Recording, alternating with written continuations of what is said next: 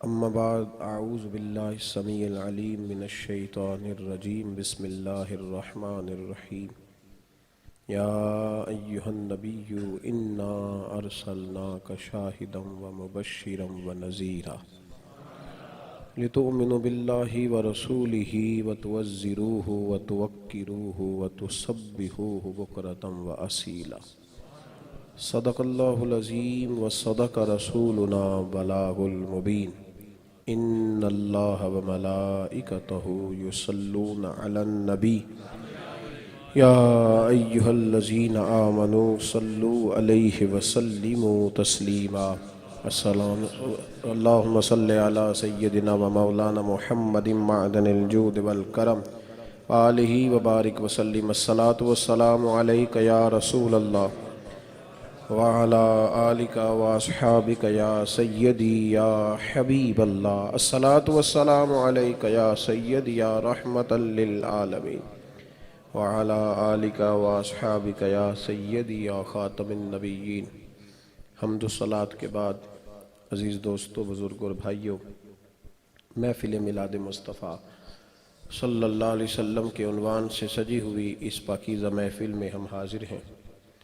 دعا فرمائیں اللہ تعالیٰ دین کے کاموں میں اخلاص کی دولت عطا فرمائے، ہر ریاکاری، تصنع، بناوٹ اور ذاتی مفادات سے اللہ ہمیں محفوظ فرمائے۔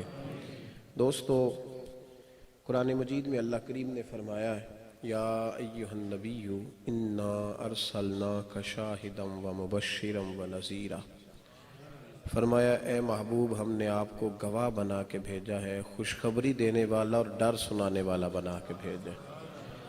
یہ شانیں آپ کو اس لیے دی ہیں لتؤمنوا باللہ ورسولہ، تاکہ لوگ اللہ پہ بھی ایمان لائیں اور اللہ کے رسول پہ بھی ایمان لائیں، وتعزروہ وتوقروہ، پھر آپ کی تعظیم اور توقیر کریں، وتسبحوہ بکرۃ واصیلا، پھر صبح و شام اللہ کی پاکیزی بیان کریں، صبح و شام اللہ کی پاکیزگی بیان کریں۔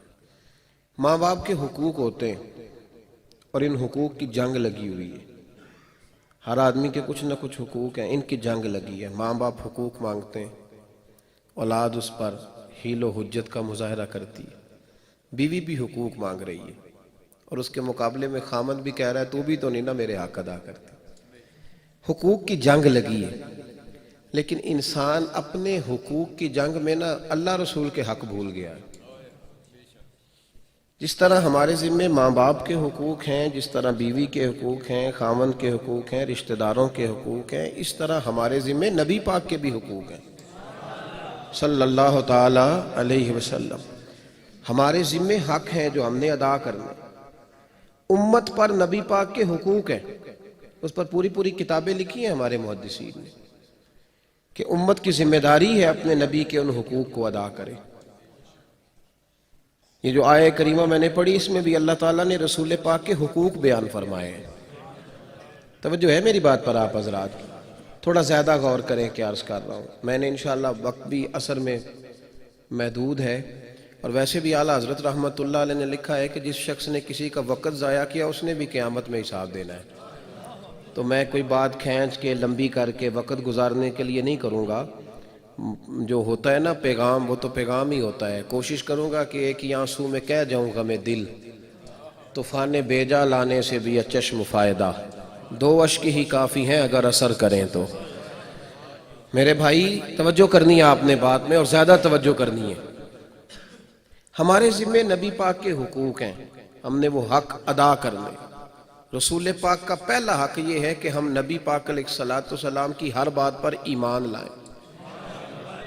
دوسرا حق یہ ہے کہ ہر چیز سے بڑھ کر اپنے نبی کی تعظیم و توقیر کریں، اور اسی سے متصل تیسرا حق یہ ہے کہ ہم ساری کائنات سے بڑھ کر اپنے نبی سے محبت کریں۔ اور پھر نبی پاک کا یہ حق ہے کہ ہماری خواہشات نبی پاک کی تعلیم کے تابع ہو جائیں۔ اللہ کرے جلدی جلدی سمجھ آ جائے آپ کو، مجھے زیادہ وضاحت نہ کرنی پڑے۔ بھائی ہماری خواہشات، ہمارے دل میں کوئی ایسی خواہش ہی نہ ہو جو حضور کی شریعت کے خلاف ہو، یہ نبی پاک کا حق ہے۔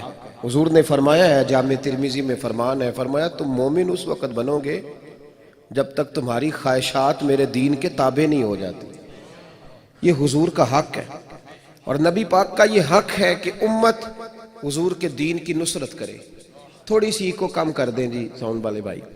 نبی پاک کے دین کی نصرت کرے، مدد کرے امت، اور نبی پاک علیہ الصلوۃ والسلام کے دین داروں سے امت پیار کرے، اور حضور کے دین کے دشمنوں سے نفرت کرے۔ دین نفرت بھی سکھاتا ہے میرے بھائی، محبت بھی سکھاتا ہے، اور آپ گھورنے لگے ہیں نا مجھے تھوڑا تھوڑا یہ بات سن کے۔ سنیں، پوری حدیث پورا ایک باب ہے بخاری مسلم میں، الحب للہ والبغض للہ، یعنی 2-4 حدیثیں نہیں، پورا باب ہے۔ اللہ کے لیے محبت بھی کرو اور اللہ کے لیے بغض بھی رکھو۔ یہ پورا باب ہے بخاری مسلم کا، 2-4 حدیثیں نہیں، مشکات کا پورا باب ہے۔ نبی کریم نے فرمایا من احب للہ و ابغض للہ و اعطى للہ و منع للہ فقد استکمل الایمان، او کما قال نبی صلی اللہ علیہ وسلم، رواہ البخاری و مسلم۔ حضور نے فرمایا جو اللہ کی رضا کے لیے محبت کرے اور اللہ کی رضا کے لیے بغض رکھے، اللہ کی رضا کے لیے کسی کو کچھ دے اور اللہ کی رضا کے لیے کچھ منع کرے، فقد استکمل الایمان، اس بندے نے اپنا ایمان مکمل کر لیا ہے۔ یہ حضور کے حق ہیں۔ نبی پاک کے اہل بیت سے، ازواج سے، حضور کے صحابہ سے پیار کرنا بھی نبی پاک کا حق ہے، یہ بھی حضور کا حق ہے۔ جن لوگوں کی حضور سے نسبت ہو گئی، اولیاء، صوفیاء، علماء، حافظ، قاری، مسجد کے امام صاحب، حضور کی نعت پڑھنے والے، ان سب لوگوں سے پیار کرنا بھی نبی پاک کا حق ہے۔ یہ حضور کے حقوق۔ سب سے پہلا حق یہ ہے کہ ہر چیز سے بڑھ کر، ہر خواہش پر قدم رکھ کر نبی پاک علیہ السلام کی ہر بات پر ایمان لایا جائے۔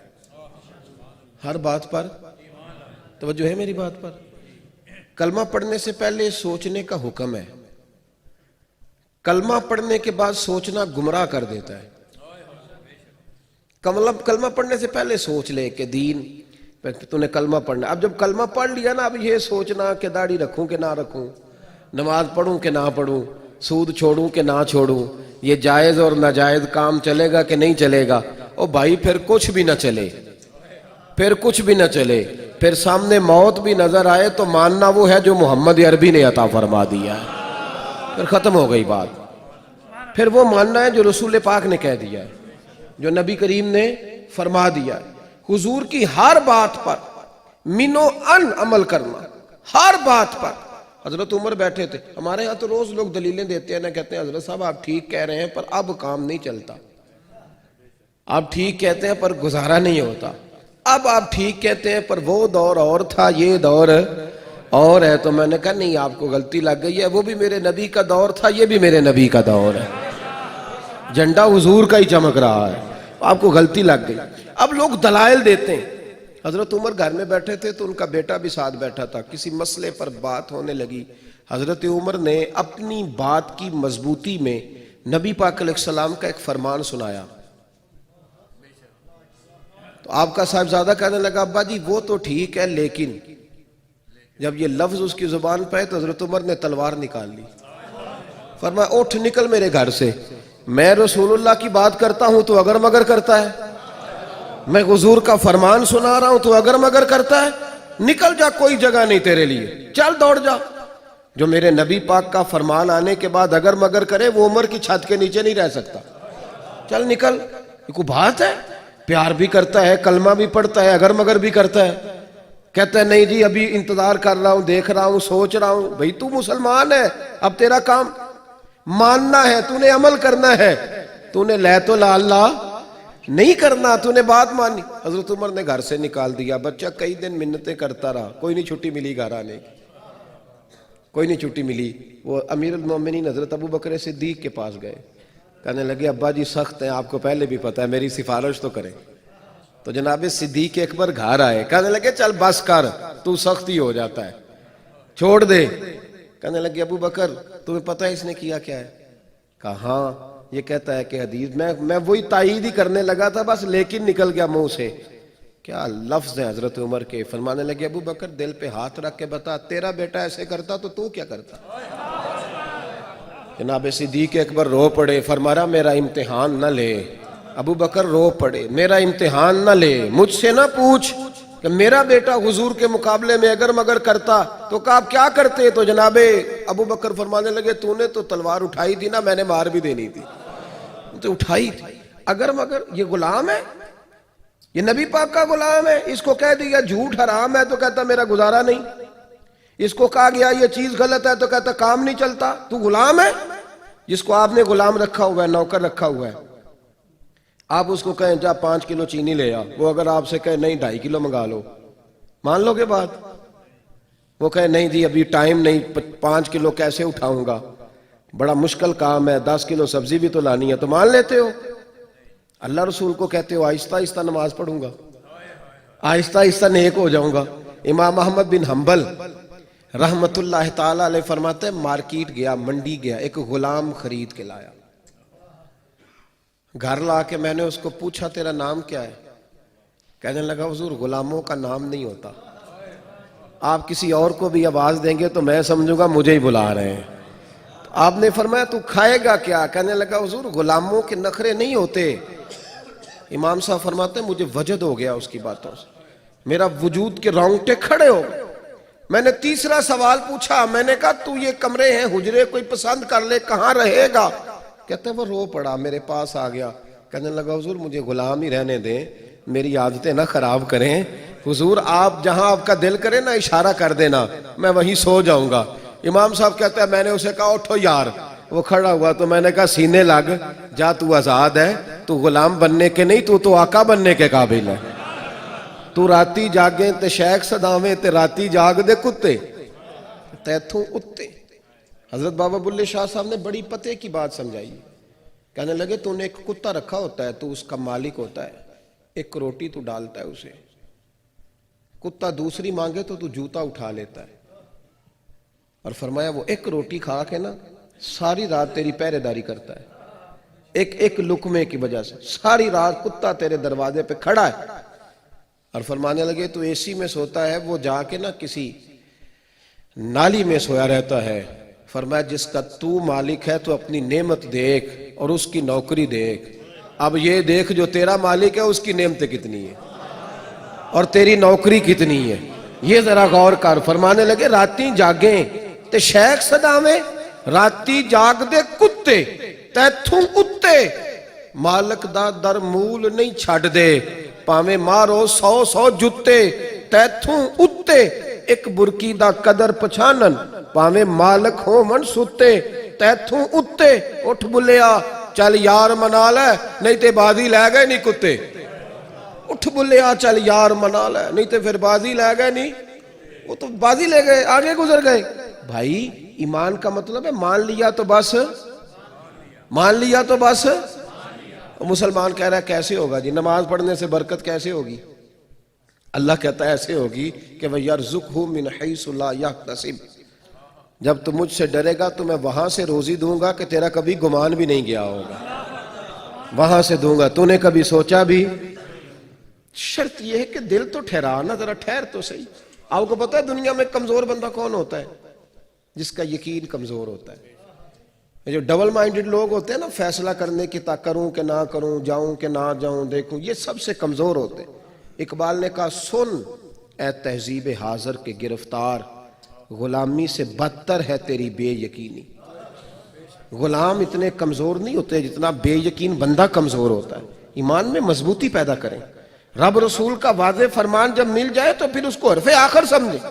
ہم لوگ آج تک اپنے دل کو ٹھہرا ہی نہیں سکے کہ حسن وہی ہے جو نبی پاک نے کہہ دیا ہے، حق وہی ہے جو سرکار نے فرما دیا۔ صحابہ پر کچھ ایسے اوقات بھی گزرا کرتے تھے کہ جب یقین کرنا مشکل ہوتا تھا، بڑی ماضی کی بات، ہمارے تو ہر چیز سامنے ہوتی ہے نا، بڑی دور کی بات ہوتی تھی، دور پیچھے ماضی کی یا مستقبل بڑے دور کی، اس کو بھی مان لیتے تھے۔ تھوڑا سا آپ غور کریں گے میری بات پر۔ حضرت ابو بکر صدیق فرماتے ہیں میں نبی پاک کے ساتھ مکے سے مدینے جا رہا تھا، رستے میں جناب سراقہ بن مالک آ گئے حضور کو گرفتار کرنے، بڑے لڑاکا، بڑے تیز، بڑے گھوڑ سوار، تیر انداز، نیزہ باز تھے۔ تھوڑی دیر کے لیے زیادہ توجہ کریں آپ میری بات پر۔ حضور مکے سے نکل رہے ہیں، مدینے ابھی پہنچے نہیں، مکے سے نکل رہے ہیں، مکے والوں نے ستایا ہے، مدینہ طیبہ ابھی گئے نہیں، کسی ایک گاؤں پر بھی مسلمانوں کی حکومت نہیں، اور اس وقت کی سپر پاور طاقت کا نام تھا کسرا شاہ روم، اور یہ کسرا کے علاقے اور روما کی طاقتیں بڑی پاورفل تھی، اور ابھی اسلام کی ایک گاؤں پہ بھی حکومت نہیں۔ نبی کریم مکے سے مدینے جا رہے تھے، سراقہ بن مالک گرفتار کرنے آ گئے، ابو جہل نے اعلان کیا جو ان کو معاذ اللہ گرفتار کرے گا 100 سرخ اونٹ ملیں گے۔ وہ کہتے ہیں میں بھی لالچ میں آیا، جب میں نبی کریم کے قریب پہنچا تو اللہ کے رسول نے زمین کو حکم دیا،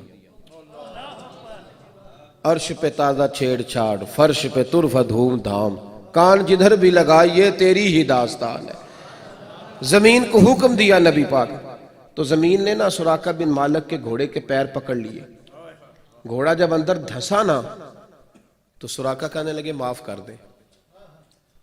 کتنا مشکل ہے اس دور میں معاف کرنا، لوگ صلح کر لیتے ہیں پر معاف، صلح کر لیتے ہیں، معافی کہتے چلو چودھری صاحب سردار صاحب کہہ رہے ہیں صلح کر لیتا ہوں، پھر جب میرے قابو آئے گا نا صلح کرتے ہیں، معافی کتنا مشکل ہے معاف کرنا۔ لیکن یہ میرے محبوب کا جو دین اتنا پھیلا ہے نا، اس میں سب سے زیادہ حصہ میرے نبی کے معاف کر دینے کا ہے، بڑا معاف کرتے تھے حضور، بڑا۔ سراقہ کہنے لگے معاف کر دے، 1 منٹ نہیں لگایا حضور نے، فرمایا جا معاف کیا، اسی وقت معاف کیا۔ ہم تو معافی دیتے ہی نہیں، اللہ کرے اللہ معاف کر دیتا ہے، بندے بڑی دیر کرتے ہیں۔ اور ایک حدیث سن لو مسند امام احمد بن حنبل کی، مجھے یاد آ رہی ہے، سن لو اور اس کو رٹ کے یاد کر لینا۔ نبی کریم علیہ السلام نے فرمایا جس کا بھائی اس کے پاس معافی مانگنے آیا اور اس نے معاف نہ کیا، فرمایا وہ میرے حوض کوثر پہ نہ آئے، میں اسے جام نہیں پلاؤں گا۔ ڈٹ کے بیٹھ جانا، انا کے بت بنا کے بیٹھ جانا۔ 10 دفعہ آئے ہیں بچے منانے کے لیے کہ شادی ہے، چلو چاچا جی چلے، ماموں چلیں، لیکن ڈٹ کے، اگرچہ بت ہیں جماعت کی آستینوں میں، پر مجھے ہے حکم اذاں لا الہ الا اللہ، ڈٹے رہنا ہر وقت اپنی انا کو تسکین۔ اور بھائی انا تو سچی بھی ہو تو صحیح نہیں ہوتی، اور اگر جھوٹی ہو تو بالکل ہی خراب ہے۔ بس کر دیں، نکلیں اس بات سے۔ میاں صاحب نے کہا تھا جتن جتن ہر کوئی کھیڈے، او کدی ہارن کھیڈ فقیرہ، جتن دا مل کوڈی پیندئی ہارن دا مل ہیرا۔ کبھی ہارنا بھی تو سیکھنا کہ تو جیتنے کے لیے میدان میں آیا ہوا ہے۔ سنیں اور یاد رکھیں، نبی کریم علیہ السلام نے معاف کر دیا۔ سراقہ کہتے ہیں میرے دل میں خیال آیا کہ شاید نا بندہ مانتا ذرا مشکل سے ہے نا، مانتا ہی نہیں، اسے پورا پتہ چل جاتا ہے کہ یہ پیر میری تربیت کر سکتا ہے، لیکن پھر بھی کہتا ہے نہیں تھوڑا سا انتظار کر لو۔ اس انتظار میں بڑے زمانے بیت جاتے ہیں، پیچھے رہ جاتا ہے۔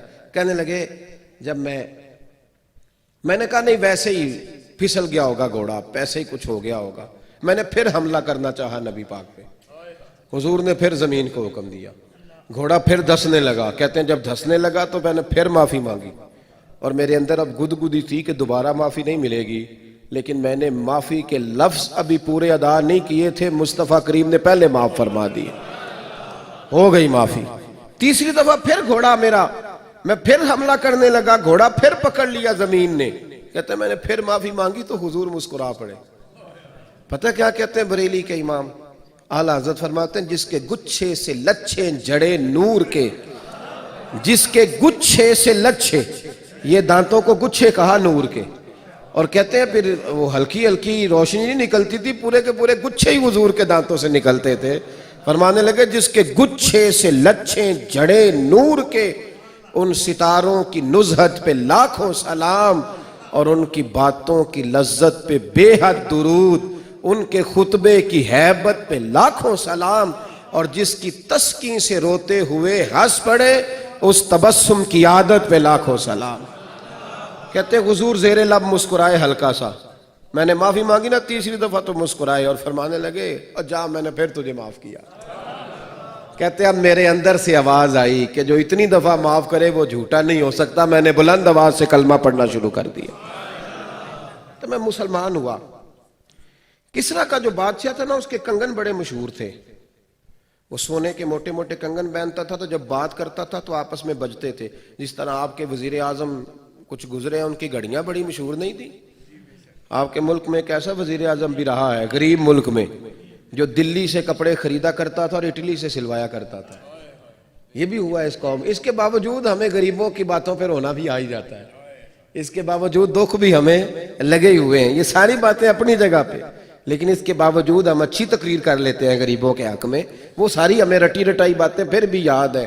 کیا تماشا ہے جس دور میں لٹ جائے غریبوں کی کمائی, اس دور کے سلطان سے کوئی بھول ہوئی ہے. تو اس کے کنگن بڑے معروف تھے, جب بات کرتے ہاتھ ہلاتا تھا تو آپس میں بجتے تھے, زمانہ جانتا تھا. تو نبی رحمت علیہ السلام نے وہاں کھڑے کھڑے, پھر بات کو سمجھیے گا, مکے سے نکل رہے ہیں, مدینے ابھی گئے نہیں, وہاں کھڑے کھڑے نبی کریم نے فرمایا سراقہ تو مجھے گرفتار کرنے آیا ہے, حالانکہ میں تیرے ہاتھوں میں وہ کسرا کا علاقہ فتح ہوگا, میرے غلام گرا دیں گے سلطنت, بادشاہ کو قابو کریں گے, اس کے کنگن اتاریں گے, اور تیرے ہاتھوں میں وہ کنگن آئیں گے.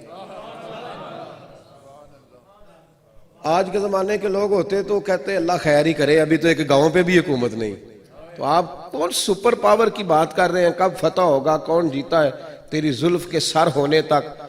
حضرت ابوبکر صدیق وہیں کھڑے کھڑے کہنے لگے یا رسول اللہ, پھر تو اللہ ہمیں بڑی شانیں عطا کرنے والا ہے. فرمایا بڑا مقام ملے گا. حضرت سراقہ کے ساتھ حضور کا وعدہ ہو گیا. اب کنگن آئے نہیں, فتوحات ابھی شروع ہوئی تھی, مکہ فتح ہوا تھا, کچھ عرصے کے بعد محبوب کا وصال ظاہری ہو گیا, ابھی بڑی دور ہے کسرا کے علاقے. حضرت عمر کا ابتدائی دور تھا, جناب سراقہ بن مالک جہاد پہ گئے. صاحب طبقات نے روایت لکھی ہے, کہتے ہیں جہاد پر گئے, یہودی قلعہ بند ہو گئے. ایک بہت بڑا قلعہ تھا, اس کے اندر یہودی بند ہو گئے, بڑا سا دروازہ تھا. دیکھیں نا اپنے پرانے قلعے, ان کے بڑے بڑے لکڑی کے دروازے, چھوٹی اینٹ کے بنے ہوتے تھے, دیواریں تو اوپر چڑھ بھی کوئی نہیں سکتا تھا. نہ وہ باہر نکلتے ہیں نہ لڑتے ہیں. اب کریں تو کیا کریں. ایک منجنیک ہوتی تھی, غلیل کی طرز کی بنی ہوئی, 2 بانس اوپر رکھ کے نا, تو غلیل کی طرز کی اس زمانے میں, اور پھر اسی کے پیش نظر اسی کی طرز پر توپ تیار کی گئی. تو اس کے اندر روڑے پتھر رکھ کے نا بڑے بڑے, تو پیچھے کھینچ کے لے جاتے تھے, پھر اندر برسائے جاتے تھے. وہ منجنیک تھی.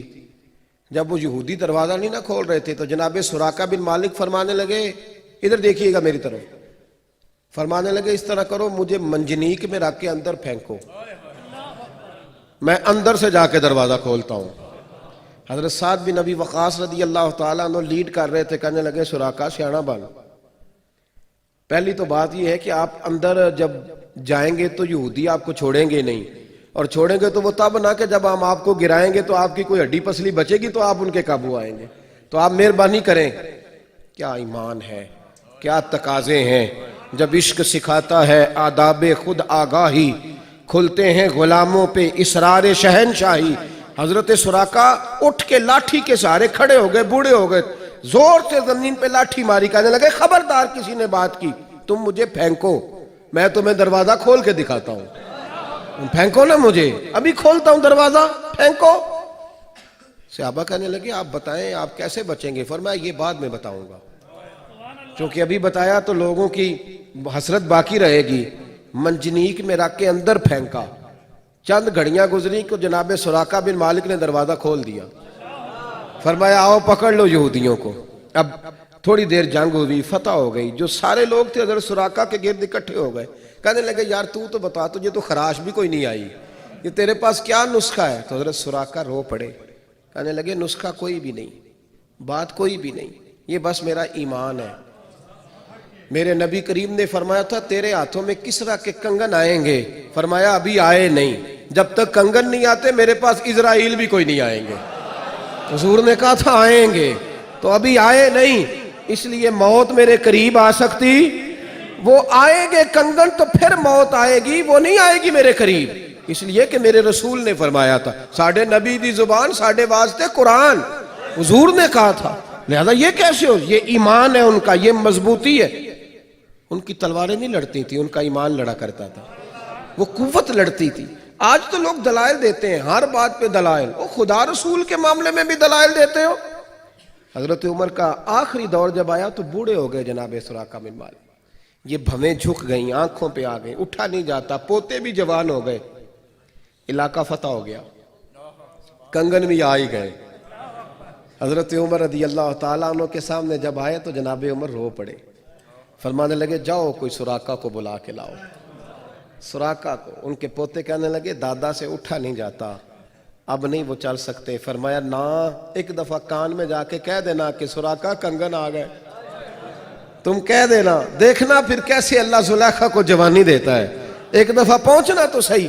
کہتے ہیں جا کے کان میں کسی نے بتایا سراقہ کنگن آ گئے، اللہ اکبر کہہ کے اٹھے، دوڑ کے آئے.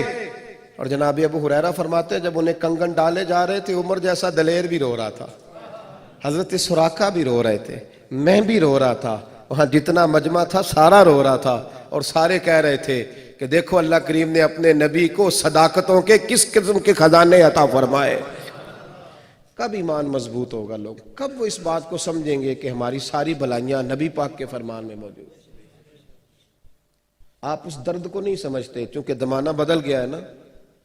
لیکن کبھی کبھی نا طبیعت تو چاٹ ہوتی ہے، کبھی کبھی کوئی زیادہ وقت تو مجھے نہیں ملتا، مصروفیت رہتی ہے، کبھی کوئی ٹاک شو دیکھنے کا موقع ملے نا تو کسی وقت اتنا غصہ آتا بند کر دیتا ہوں. کیا بات کرتے ہو؟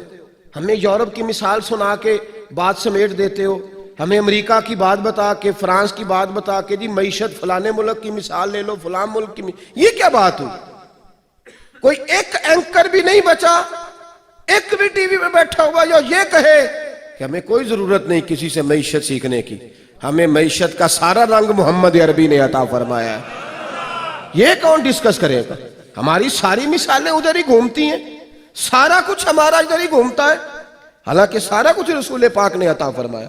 اتنا کم آگے کیسے بڑھیں گے جی؟ کس طرح ہوگا جی؟ کیا ہوگا؟ آپ ناراض نہ ہو تو میری طرح کے مذہبی لوگ یہ بات بتانے میں کامیاب نہیں ہو سکے کہ ہمارا سارا کچھ رسول پاک کے قدموں سے وابستہ ہے. ہم معیشت پر بات ہی نہیں کرتے. ہمارے پیران نظام نے بڑی بڑی لمبی چوڑے خانقاہیں اور آستانے بنائے، ایک دم درود کے علاوہ کوئی کھاتا ہی نہیں. کون بتائے گا رسول اللہ کا دین؟ کس نے لوگوں کا ایمان مضبوط کرنا ہے؟ پیر صاحب کی تو اپنی داڑھی پوری نہیں تو مرید کیسے داڑھی رکھیں گے؟ پیر صاحب تو خود شریعت پہ عمل نہیں کرتے، ان کا تو اپنا بیٹا 1.5 کروڑ کی گاڑی میں گھومتا ہے، وہ کسی غریب کے حق میں کیا دعا کریں گے؟ یہ تو عجیب و غریب سا منظر دنیا میں آ گیا ہے. دین پجاروں میں بیٹھنے کا نام ہے، بہت بڑے اے سی والی گاڑی میں، اور مرید بیچارہ تو رو رو کے ہو گیا تائب. کاش اس پیر مغاں کو بھی مل جاتی توبہ کی توفیق. اللہ کرے یہ بھی رو پڑتا، اسے بھی خیال آتا، کچھ خیال ہو. نبی پاک کے دین پر عمل، کبھی قطن وہ لوگ دائیں بائیں نہیں نکلتے تھے.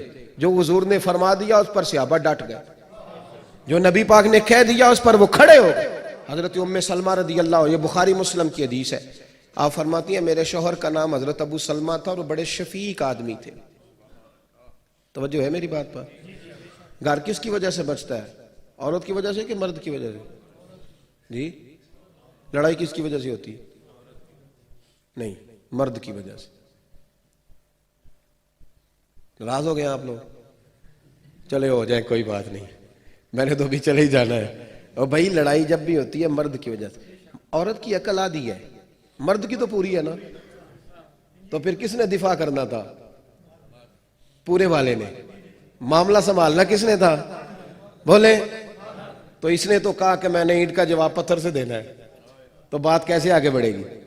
لوگ آگے کہتے ہیں گھر بڑے ٹوٹتے ہیں. تو بھائی جب طلاق ہوتی ہے تو آپ میاں صاحب سے پوچھیں کیا ہوا تھا؟ کہنے لگا میں غصے میں تھا، غصے میں طلاق. اور بہت سارے تو کہتے ہیں ہوئی نہیں طلاق کیونکہ میں غصے میں تھا. میں نے کہا بھائی طلاق ہوتی غصے میں، محبت میں کون طلاق دیتا ہے؟ تو یہ عجیب بیوقوفانہ بات ہے کہ میں غصے میں تھا تو طلاق ہو گئی لہذا نہیں ہوئی. مرد نے گھر بچانا ہے جب بھی بچانا ہے، اس لیے کہ اس کا حوصلہ بھی بڑا ہے، عقل بھی. الرجال قوامون علی النساء، اللہ فرماتے ہیں میں نے مردوں کو عورتوں پر افسر بنایا ہے. باقی تو ہر معاملے میں بڑا ہے تو لڑائی میں بھی بڑا بال. دارگزر تو نے زیادہ کرنا ہے، محبت تو نے زیادہ دینی ہے. گھر جب بھی بنے گا تیری وجہ سے بنے گا، تو نے حالات کو کور رکھنا ہے. تو ہی جذباتی ہو گیا، ایک کی بات سنی تو کان بھر کے جوش میں آ گیا، یہ تیری وجہ سے.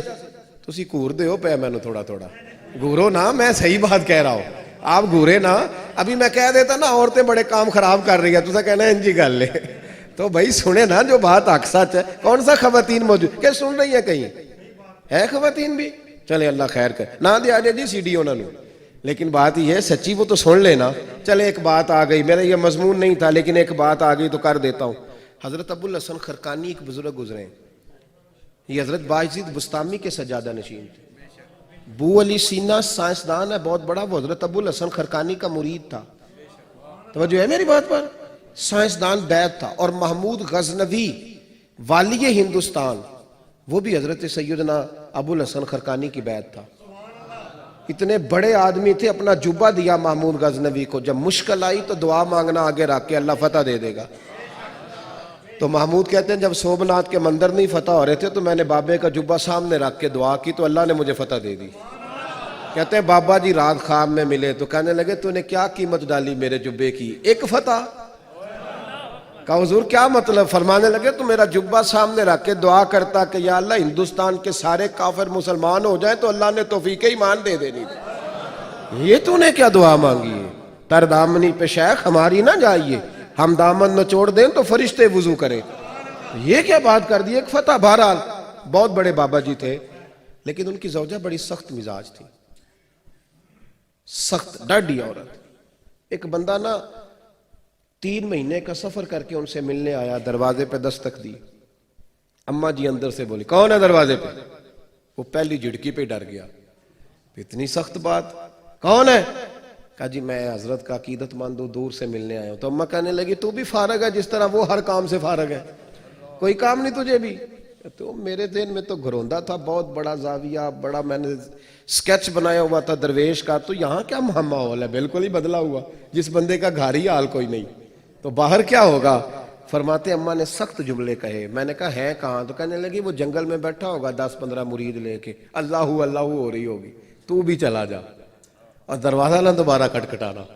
کہتے ہیں میں بڑے ناراض پریشان ہوا کہ یار یہ کیا منظر ہے، اتنی سخت ماحول گھر کے اندر حضرت کے، اور میں 3 مہینے کا سفر۔ چلو وہ پیری مریدی والا تو میرا ذہن بدل گیا سارا ہی، لیکن میں نے کہا چلو آیا ہوں تو زیارت تو کر لوں۔ کہتے میں نے جنگل کی طرف منہ کیا تو حضرت ابو الحسن شیر پہ بیٹھے تھے اور شیر انہیں گھر چھوڑنے آ رہا تھا، شیر پہ۔ فرماتے میرے اندر پھر بدگمانی آئی، میں نے دل میں سوچا، میں نے کہا دیکھو بابا جی سے بیوی تو قابو آتی نہیں اور شیر پہ سواری کی ہوئی ہے۔ حضور کا فرمان ہے ترمذی میں، فرمایا اتقوا فراست المومن فإنہ ینظر بنور اللہ، مومن کی فراست سے ڈرو، یہ اللہ کے نور سے دیکھتا ہے۔ کہتے ہیں حضرت میرے دل کی بات جان گئے اور سلام کے بعد فوراً پتہ کیا کہا؟ توجہ ہے میری بات پر؟ فرمانے لگے او میرے بھائی، میری بیوی پردے کی بڑی صاف ہے، بستر کی بڑی صاف ہے، وہ کھانا مجھے وقت پہ دیتی ہے، میرا خیال کرتی ہے، زبان کی تلخ ہے، کئی دفعہ خود بھی اسے پریشانی ہوتی ہے کہ میں ایسے کیوں بولتا ہوں، میں نے اگر چھوڑ دی نا اسے کوئی نہیں رکھے گا، بیچاری رسوا ہو جائے گی، آخر میرے بچوں کی ماں ہے۔ اور پھر حضرت ابو الحسن نے جملہ کہا تو وہ شخص کہتا ہے میں چیخے مار کے رویا۔ فرمانے لگے یہ جو میں شیر پہ بیٹھا ہوں یہ وظیفوں کی وجہ سے نہیں بیٹھا، چلوں کی وجہ سے نہیں بیٹھا، یہ بیوی کی وجہ سے بیٹھا ہوں۔ فرمانے لگے میں اس بد زبان سے حسن سلوک کرتا ہوں، اللہ نے یہ بے زبان مخلوق میری فرما بردار بنا دی۔ او بھائی کس طرح کر کے نظام زندگی چلے گا؟ میرا یہ عنوان نہیں، ورنہ میں اس پر بڑی باتیں کر سکتا ہوں، عنوان نہیں، حالانکہ ہر ایک موضوع کی آج کل ضرورت ہے، ہر اصلاحی موضوع کی ضرورت ہے، پر میں ادھر جاتا نہیں۔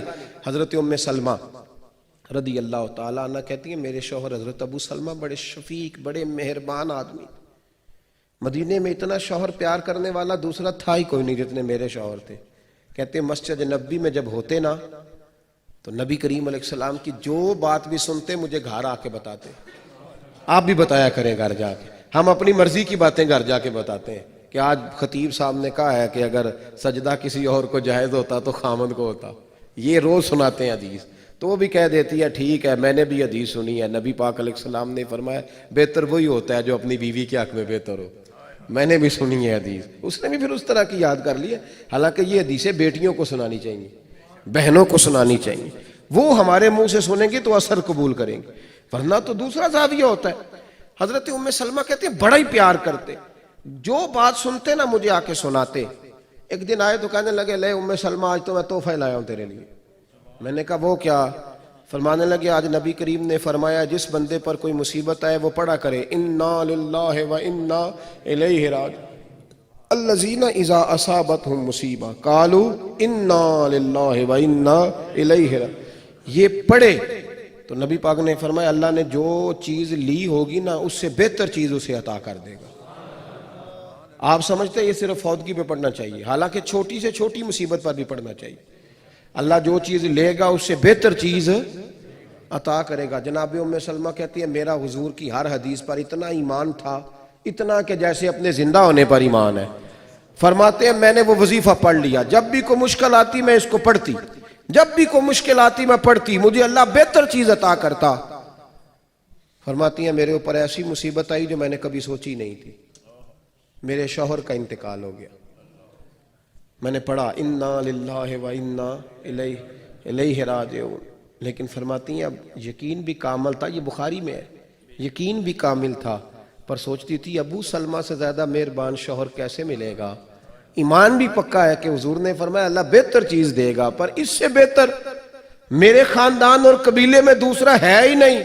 فرماتی ہے کئی دن ساری عدت اسی پریشانی میں گزر گئی کہ میرا تو ایمان پکا ہے کہ اللہ بہتر چیز دے گا، تو ابو سلمہ سے بہتر شوہر کیسے مل سکتا ہے۔ کہتی عدت گزری تو پھر مجھے پتا چلا کہ مصطفیٰ کے ہر فرمان میں حقیقت ہے۔ خود نبی کریم نے فرمایا کہ ام سلمہ میں تیرے ساتھ نکاح کرنا چاہتا ہوں۔ فرماتی ہیں میں رو پڑی، میں نے کہا میں تو کہتی تھی ابو سلمہ سے اچھا شوہر کیسے ملے گا، رب نے مجھے ساری کائنات سے اچھا شوہر عطا کر دی۔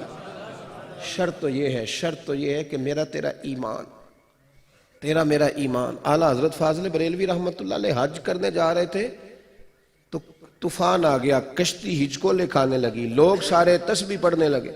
آپ تو ہمیشہ پڑھا کرتے تھے درود و سلام، و تسبیح پڑھ رہے ہیں۔ اعلیٰ حضرت سے کہنے لگے بابا جی دعا کرا دیں۔ آپ فرمانے لگے ذکر فکر کرو پر انشاءاللہ تعالیٰ یہ دریا یہ کشتی ڈوبے گی نہیں، یہ کنارے تک جائے گی۔ وہ کہنے لگے بابا میں آپ سے کہا دعا کرا دیں اجتماعی، تو آپ کرامت سنا رہے ہیں، دعا کر دیں۔ فرمایا کہہ دیا نا نہیں ڈوبے گی۔ اب لوگ تھوڑے سے ناراض ہوئے، تھوڑی دیر گزری تو طوفان واقعی تھم گیا۔ اب وہ لوگ آہستہ آہستہ پریشان ہونے لگے، اعلیٰ حضرت کے قریب جا کہنے لگے حضور بے ادبی ہو گئی، پر بتائیں آپ کو کیسے پتا تھا نہیں ڈوبے گی؟ فرمایا اپنی بات پہ نہیں، مصطفیٰ کی حدیث پر اعتبار ہے۔ حضور نے دعا بتائی ہے سواری پہ بیٹھو تو پڑھ لو، میں نے پڑھ لی تھی۔ کیسے ہو سکتا ہے کہ نبی پاک نے کہا ہے حادثہ نہیں ہوگا، تو پھر چاند تو ٹوٹ سکتا ہے، سورج تو گر سکتا ہے، پر مصطفیٰ کی بات غلط نہیں ہو سکتی۔ مسئلہ تو یہ ہے کہ یہاں ایمان کی وہ کمزوری ہم سوچ رہے ہیں، آپ ناراض نہ ہوئیے گا بالکل بھی۔ پتہ کیا ہوتا ہے 1,24,000 کم و بیش انبیاء دنیا میں آئے، سارے داڑھی والے تھے، صحابہ سارے داڑھی والے، اہل بیت نبوت سارے، اولیاء اللہ سارے۔ میں اپنا چہرہ جب آئینے میں دیکھتا ہوں تو میں کیسے اپنے آپ کو مطمئن کرتا ہوں بغیر داڑھی کے؟ اللہ نے عورت کو داڑھی دی نہیں، اس نے پسند کی مرد کے چہرے، میں کیسے مطمئن کرتا ہوں؟ یہ ایک بات ہے۔ اب اس کے لیے اس ملک میں دین نافذ ہوگا تو تب داڑھی رکھنی ہے، یہ تو کوئی مطلب نہیں نا، یہ تو ہمارا خود نافذ کرنے والا کام ہے نا۔ میں نے کہا تھا ناراض نہ ہوئیے گا، صرف بڑی معذرت سے سمجھانا پڑتا ہے نا، یہ ڈیوٹی ہے۔ لیکن آج تک ہم اس بات پر قائل نہیں ہو سکے۔ کہتے ہیں جی میں گناہگار ہوں، نیک ہو کے رکھنی ہے، تو میں نے کہا آپ روٹی اس وقت کھائیے گا نا جب نیک ہو جائیں گے، یہ والی قسم اٹھاؤ نہ پتہ چلے، یا کہنا میں نے پیسے اس وقت جیب۔ میرے پاس ایک صاحب آئے، کہنے لگے میرا نماز پڑھنے کو دل نہیں کرتا، کو دم کر دیں۔ میں نے کہا سرکاری ملازم تھے وہ، میں نے کہا کہ کبھی نہیں آپ نے دم کرایا کہ میرا تنخواہ لینے جانے کو دل نہیں کر رہا؟ کرایا کبھی کسی نے؟ پیر صاحب نے کبھی دم کرایا ہو کہ نذرانہ پکڑنے کو دل نہیں کر رہا؟ کرایا کبھی کسی نے؟ کیا تماشا ہے، یہ جھوٹ ہے، یہ جھوٹ ہے کہ میرا دل نہیں کر رہا۔ اس لیے کہ جس چیز کی اہمیت دل میں بڑھ جاتی ہے اس کو دل کرنے لگ جاتا ہے۔ شرط یہ ہے کہ ہمارے دل میں اس کی اہمیت، ہم نے اہمیت ہی نہیں بنائی آج تک نماز کی، پردے کی اہمیت ہی نہیں بنائی۔ بڑے بڑے حاجی نمازی ان کی عورتیں بے پردہ پھرتی ہیں، بے وقت پھرتی ہیں، دلیلیں دیتے پھرتے ہیں لوگ۔ کس بات کی دلیل؟ کاہے کی دلیل؟ اگر سیدہ فاطمہ الزہرا رضی اللہ تعالیٰ عنہ کا احد کے میدان میں بھی پردہ سلامت رہ سکتا ہے، اگر سیدہ زینب کا کربلا میں بھی پردہ قائم رہ سکتا ہے، تو تیری بیٹی کا پردہ کیوں نہیں قائم رہتا؟ تیری بہن اور بیوی کا پردہ کیوں نہیں قائم رہتا؟ عجیب تماشا ہے۔ کس کو نہیں پتا کہ اہل بیت کا یہ طریقہ ہے؟ لیکن لوگ سمجھتے ہیں 10 محرم کو 4 دیگیں پکاؤ تو اہل بیت کا پیار ختم ہو گیا۔ سیدہ فاطمہ الزہرا اس ماں سے پوچھیں گی جس کی بیٹیاں پردہ نہیں کرتی، مولا علی اس باپ سے پوچھیں گے جس کی بچیاں پردہ نہیں کرتی۔ نے سوال کا جواب دینا، نہ ادھر ادھر کی تو بات کر، یہ بتا کہ قافلہ کیوں لٹا۔ مجھے رہزنوں سے غرض نہیں، تیری رہبری کا سوال ہے۔ دین صرف ثواب کے لیے نہیں آیا کہ جناب ختم شریف دعا اصالے ثواب کرو، لنگر کھاؤ، موج کرو۔ دین عمل کے لیے آیا ہے، اس پر عمل کرنا ہے۔